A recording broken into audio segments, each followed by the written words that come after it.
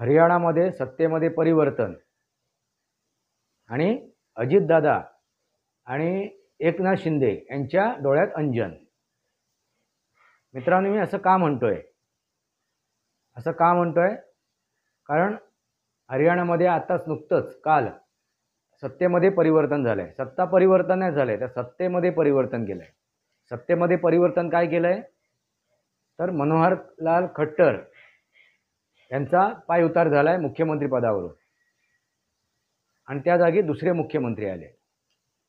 मित्रांनो, आज आपण याच्यावरती चर्चा करणार आहोत।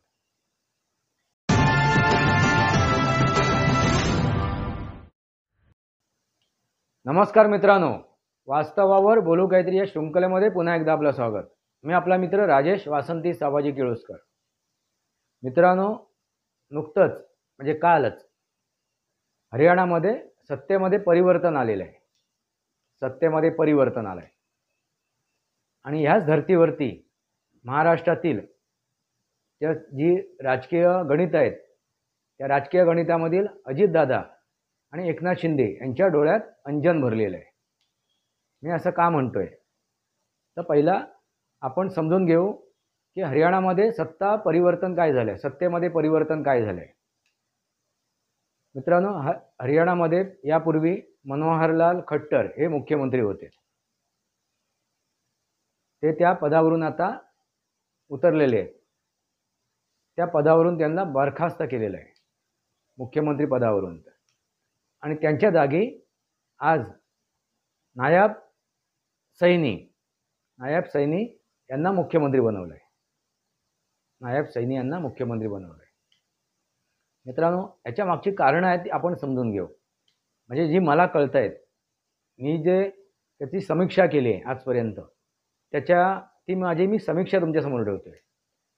मनोहरलाल खट्टर हे ज्यावेळी 2 वेळा मुख्यमंत्री झाले, त्या काळामध्येच शेतकऱ्यांचं आंदोलन झालं आणि या शेतकऱ्यांच्या आंदोलनामध्ये जाट आणि पंजाबी, म्हणजे हरियाणाच्या बॉर्डरवरती जाट आणि पंजाबच्या बॉर्डरवरती पंजाबी असे धनाढ्य शेतकरी येऊन बसलेत।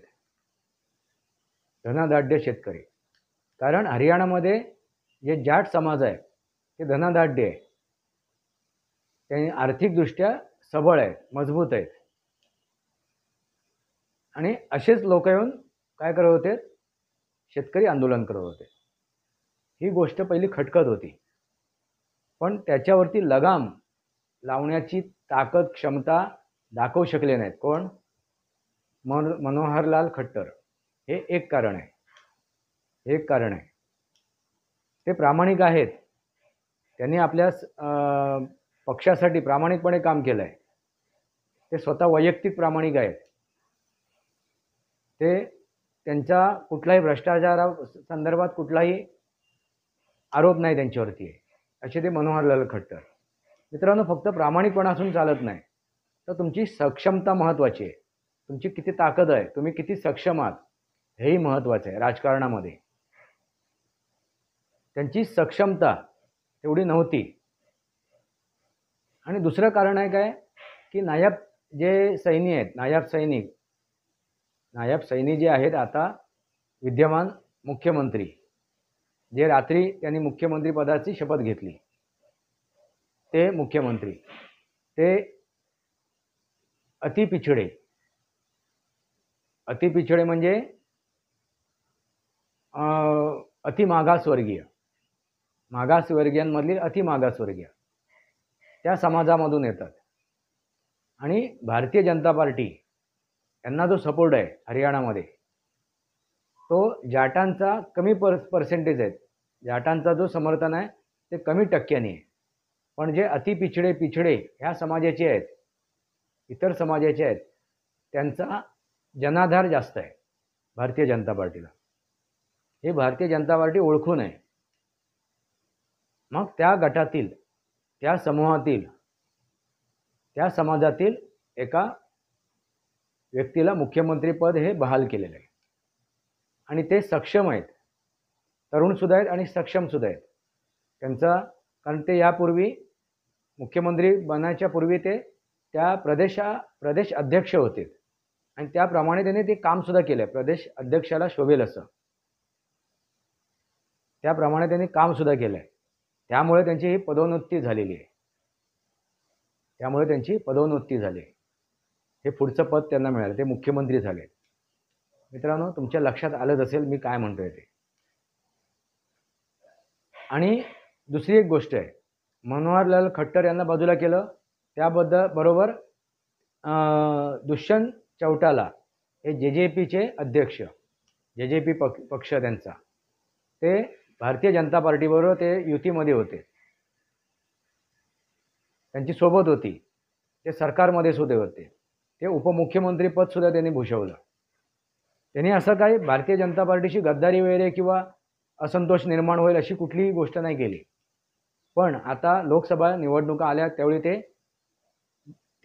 2 ते 4 सीट मागायला लागलेत. लोकसभेच्या 2 ते 4 सीट ते मागायला लागले की जर आपण युतीमध्ये लढणार आहोत, आपण एकत्र लढणार आहोत, तर आम्हाला 2 ते 3 सीट आम्हाला मिळायला पाहिजे.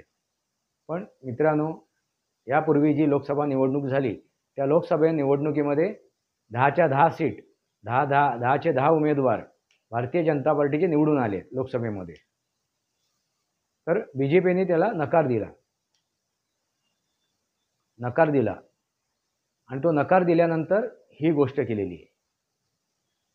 का त्यांना गरज सुद्धा नव्हती. BJPचे 41 उमेदवार होते. बहुमतासाठी त्यांना जी गरज होती ती 7 अपेक्षांनी दिली होती.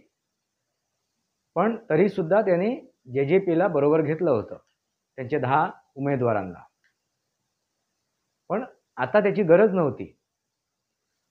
पूर्वीही गरज नव्हती, आताही गरज नव्हती. म्हणून त्यांनाही बाजूला केलं की बाबा आता खूप लाड झाले तुमचे, तुम्ही आता खांद्यावर बसवलं आहे म्हणून तुम्ही डोक्यावर बसायला लागलात तर ते मान्य करून घेणार नाही. हे दाखवण्याचा प्रयत्न केला. तुम्हाला आम्ही खांद्यावर बसवून घेतलं याचा अर्थ तुम्हाला आम्ही डोक्यावर नाही बसवणार. कारण तुमचे जर लाड आता पुरवलेत तर विधानसभेच्या निवडणुकीमध्ये तुम्ही आणखीन हट्ट कराल. ते हट्ट पुरवण्याची ताकद मग BJPमध्ये नसणार, ती परिस्थिती BJPमध्ये नसणार. मित्रांनो, हे राजकारण आहे. राजकारणामध्ये किती मैत्री ठेवायची, किती त्याला जवळ करायचं याचाही विचार करावा लागतो. आणि हाच विचार करून भारतीय जनता पार्टीने ही गोष्ट केलेली आहे. आज त्याचं काय आहे, विधानसभेमध्ये बहुमत सिद्ध करायचं आहे. आता व्हिडिओ मी बनवतोय तोपर्यंत तिकडे विधानसभेमध्ये बहुमत सिद्ध करण्यासाठी हे सैनी प्रयत्न करतायत. मित्रांनो, आणखीन एक गोष्ट सांगतो. मित्रांनो, ह्या चॅनलच्या व्यतिरिक्त माझा आणखीन 2 चॅनल आहेत. एक आहे सनातनी वास्तव आणि दुसरं आहे बोलायचं तरी काय. सनातनी वास्तव याच्यावरती मी सनातनचं वास्तव ठेवतोय, सत्य ठेवतोय, रिॲलिटी ठेवतोय. तर त्याचे व्हिडिओ जाऊन तुम्ही बघू शकता. त्या प्रत्येक व्हिडिओंची मी लिंक डिस्क्रिप्शन बॉक्समध्ये टाकली आहे आणि त्या चॅनलची सुद्धा लिंक मी डिस्क्रिप्शन बॉक्समध्ये टाकलेली आहे. तसंच बोलायचं तरी काय याच्यावरती मी शॉर्ट व्हिडिओ बनवतो, त्या चॅनलची सुद्धा लिंक मी डिस्क्रिप्शन बॉक्समध्ये टाकली आहे. मित्रांनो, त्याचे थंबनेल सुद्धा मी आज टाकतोय. त्या दोन्ही चॅनलचे थंबनेल सुद्धा मी टाकतोय. त्याच्यावरती जे याच्या पूर्वीचे जे बनवलेले मी 2 व्हिडिओ आहेत त्या दोन्ही चॅनलवरचे त्याचे थंबनेल सुद्धा मी स्क्रीनवर टाकतोय. तर तुम्ही या चॅनलवर जाऊन ते व्हिडिओ बघू शकता आणि मला सपोर्ट करू शकता.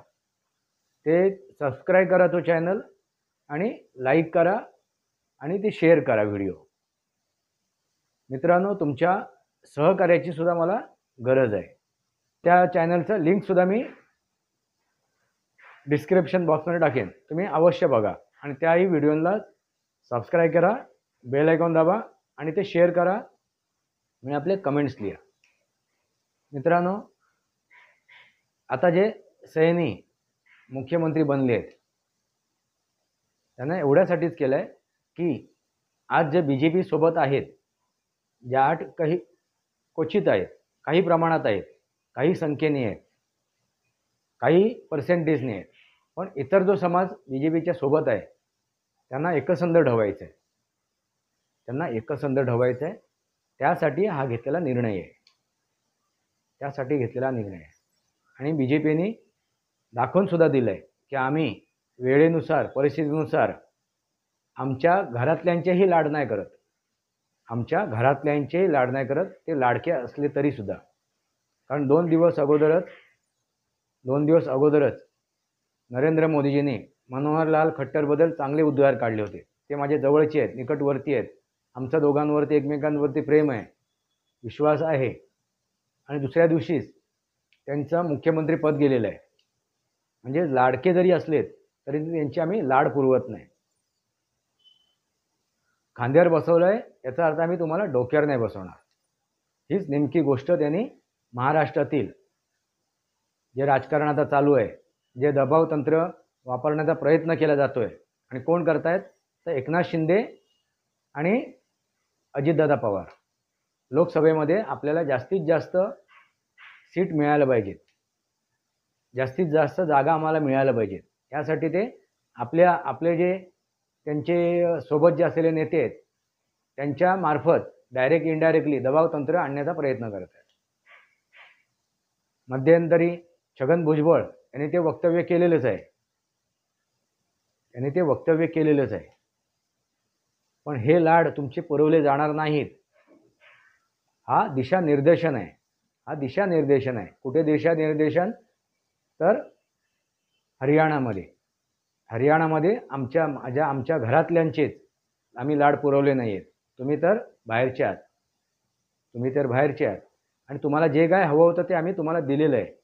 तुम्हाला मुक्ती दिलेली आहे.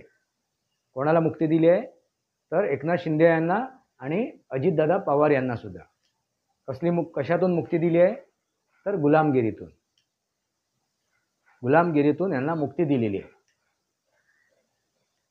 अजितदादा पवार यांना शरद पवारांच्या गुलामीतून मुक्ती दिली आहे. त्यांच्यासोबत असलेल्या नेत्यांना सुद्धा शरद पवार यांच्या गुलामीतून मुक्ती दिलेली आहे. तसेच उद्धव ठाकरे यांच्या गुलामीतून एकनाथ शिंदे यांना आणि त्यांच्याबरोबर असलेल्या नेत्या मंडळींना मुक्ती दिली आहे. मित्रांनो, लक्षात आलं का? तुम्हाला मुक्त केलेलं आहे. तुम्हाला जे हवं आहे ते आम्ही तुम्हाला मिळवून दिलेलं आहे.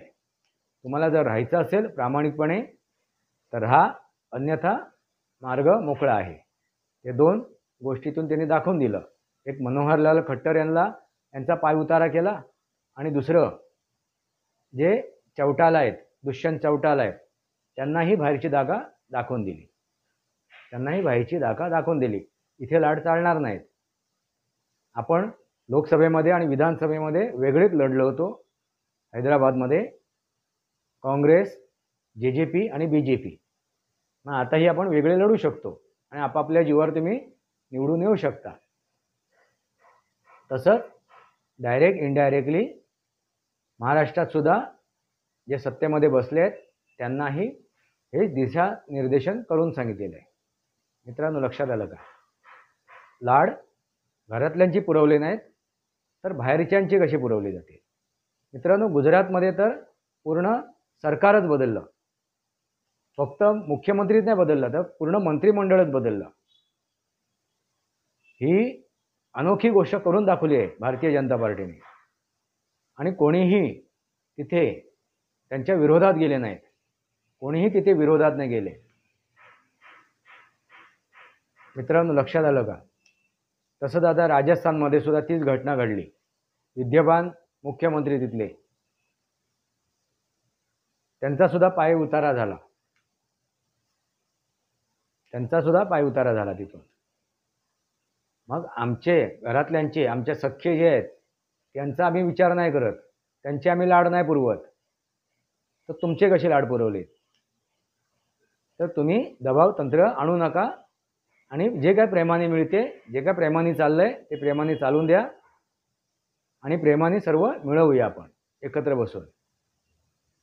अन्यथा तुम्हाला दरवाजा उघडा आहे, रस्ता मोकळा आहे, हे सांगण्याचा प्रयत्न केला आहे. कारण भारतीय जनता पार्टीचा आता महाराष्ट्रात काय आहे? जोर आहे, प्रभुत्व आहे, त्यांची ताकद आहे. त्यामुळे इतर जे भारतीय जनता पार्टीमध्ये चुळबुळ करतायत, पंकजा मुंडे वगैरे, त्यांनाही हा इशारा आहे. पंकजा मुंडेसारखे जे काय चुळबुळ करतायत त्यांनाही हा इशारा आहे, असं समजून जा मित्रांनो. कारण सकारात्मक राजकारण करा, नकारात्मक राजकारण नकोय, याचा उल्लेख नरेंद्र मोदी यांनी लोकसभेमध्ये केलेला आहे, संसदेमध्ये हा केलेला आहे की आपण सर्वांनी सकारात्मक राजकारण करूया, नकारात्मक राजकारण नकोय मित्रांनो. सकारात्मक राजकारणामुळे समाजाचा उद्धार होतो. समाजकारण आणि राजकारण ही गोष्ट वेगळी नाही आहे. समाजकारण आणि राजकारण ही गोष्ट वेगळी नाही. कशामध्ये? तर राजकारणामध्ये. राजकारणामध्ये समाजकारण आणि राजकारण हे एकच आहे. कसं आहे? 100% समाजकारण जर तुम्हाला करायचं असेल तर 100% तुम्ही सकारात्मक राजकारण करा. 100% जर समाजकारण करायचं असेल तर 100% तुम्ही सकारात्मक राजकारण करा. हा त्याच्या मागचा उद्देश आहे. मित्रांनो, तुमच्या लक्षात आलंच असेल, नरेंद्र मोदीजी यांचं